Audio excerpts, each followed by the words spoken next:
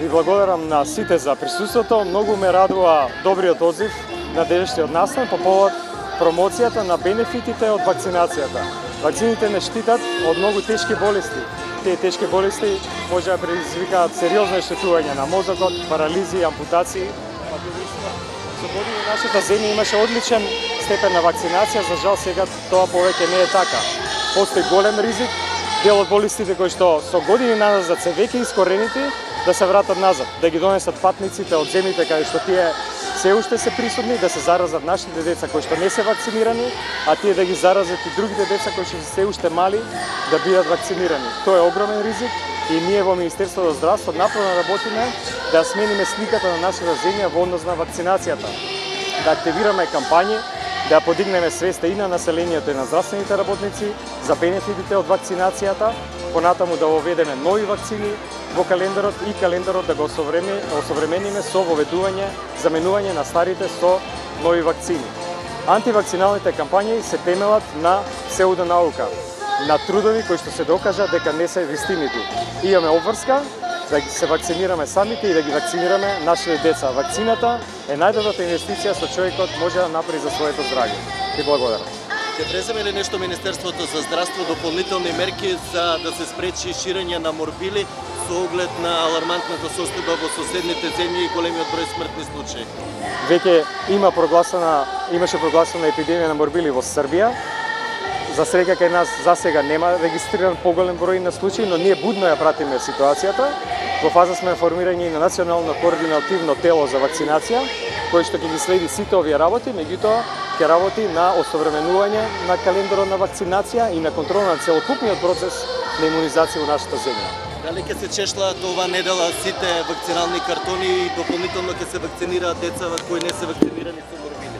Да, како и што кажав, тоа национално координативно тело ќе има задача детално да го разработи целокупниот процес на имунизација и ќе интервенираме на секој ниво на кој што ќе приметиме дека има проблем. Министр, едно прашање надвор од темата. До телевизија 24 стигна остра реакција од страна на стотина специјализанти кои што почнале со специјалистички стаж од 1 март годинава. Работна група според нивните информации од вашето министерство им рекла дека нема да земат плата, како што нели претходно ветивте, дека сите приватни специјализанти ќе земат. Дали сте запознат со оваа ситуација и дали овие специјализанти ќе добијат плата? Да. Платата беше ветена на специјализантите кои што ние ги затекнавме. За жал во тој момент неавме увид колку нови специјализанти ќе се запишат на приватна специјализација и за нив подготвуваме нова стратегија, а тоа е вработување државна специјализација врз основа вистинскиот број на потребни лекарски места по сите здравствени институции во држава. Значи, дали ќе се реши на тој начин или на некој друг, во моментов не може да кажем, заради тоа што го наоѓаме најдобриот начин, меѓутоа секако дека и таа група на специјализанти на некој начин ќе биде покриена и ќе бидат задоволни со решението. Побарана е средба со вас, не сте ги примили уште, дали и кога ќе ги примите? Јас парање за средба од таква група на специјализанти на вистина немам добиено. Добредојни се да можно и ќе проверам во архивата, добредојни се да било кога да поразговараме и да им укажам како го наоѓаме решението за тој проблем. Во меѓувреме дали ќе земат плата или ќе работат пробоно? Не, тие само што почнале со специјализација, колку што јас знам турнусите допрва треба да им почнат, така да ние ќе најдеме решение во тек. Министре, вчера се зборуваше за трансплантација на органи во приватното здравство. Меѓутоа додовме до писмо дека уште 2014 година од страна Меѓународната организација за трансплантација предупреден тогашниот министер Тодоров дека тоа не е безбедно во нашата држава приватните болници да го прават. Трансплантацијата во приватните болници законски е дозволена.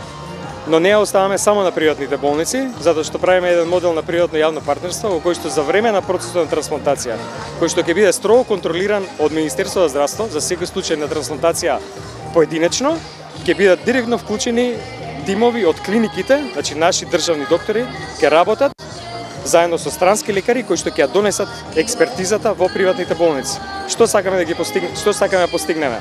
Да ги искористиме капацитетите инфраструктурни на приватните болници, нашите лекари да работат заедно со странски стручњаци од кои што ќе ја преземат експертизата, а во исто време станува збор за пациенти кои што сега се упатуваат на лекување странство.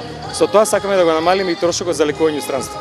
Не кажете дека ваков аргумент тогаш не постоел, дека ќе има надзор од страна на јавното здравство? Надзорот е директен од Министерството за здравство, а државните тимови се вклучени во процесот на лекување. Дали тогаш во времето на Тодоров таков аргумент се не посочува? Не знам како замислувале тоа да функционира во тој момент. Меѓутоа ова е нов модел кој што ние сега го замисливме и ќе го спроведеме. Не се консултиравте со Меѓународната организација за трансплантација? Да, беше еден експерт од Хрватска со кој што се консултиравме за овој модел, а во меѓувреме во мај месец го очекуваме и председателот на Евротрансплант, што е меѓународна организација за трансплантација, со кој што ќе разговараме како Македонија да биде дел од Евротрансплант. Очекувате зелен сигнал? Зелена сигнал? Не гледам ништо лошо во овој модел во кој што може да имаме само бенефит. Зголемена експертиза, добри услови за работа и секако намалени трошоци за лекување странство. Што доколку ви кажете дека не може се? Тоа ќе биде предмет на дискусија, меѓутоа не гледам апсолутно никаков ризик. Добро го ја евалуиравме ситуацијата, сите можни ризици, ние тука ризик не гледаме апсолутно никаков. Министре, вчера лекарите и медицинските сестри кажала на една конференција дека ќе одат на Германија или на други европски места за да работат. Како е вашиот став на Министерството за тоа? Тоа што веќе почнавме да го правиме е ги зголемивме дежурствата. Навистина беа смешни сумите за ноќен труд кои што ги зима и лекарите и медицинските сестри. Тоа е само првиот чекор. Ќе продолжиме понатаму со системите на заштита кои што ги планираме во нашиот здравствен систем, истите пари да ги инвестираме во нашите лекари и сестри за нивните плати. Дополнително зголемување на плати како следен веќе предвиден чекор ќе има од септември месец, меѓутоа и дополнително после нова година сите заштити кои што ќе ги направиме, а веќе планираме сериозни проекти за заштита во нашиот здравствен систем, да ги инвестираме токму во здравствените работници. Дополнително на тоа воведуваме и нов систем на едукација заедно со странски експерти. Со експертите од Универзитетот во Франкфурт и со Универзитетот во Софија. Дали ќе има нови вработувања? Нови вработувања ќе има врз основа на точно одредената мапа на здравствени институции во нашата земја. Таа е веќе при крај, работиме на неа и дали на почетокот на летото или негде на есен ќе има голем број на вработувања и на лекари и на медицински сестри. А тој комитет за имунизација кога ќе почне да функционира? Платформата е веќе готова, веќе во наредните недели тој ќе биде функционален.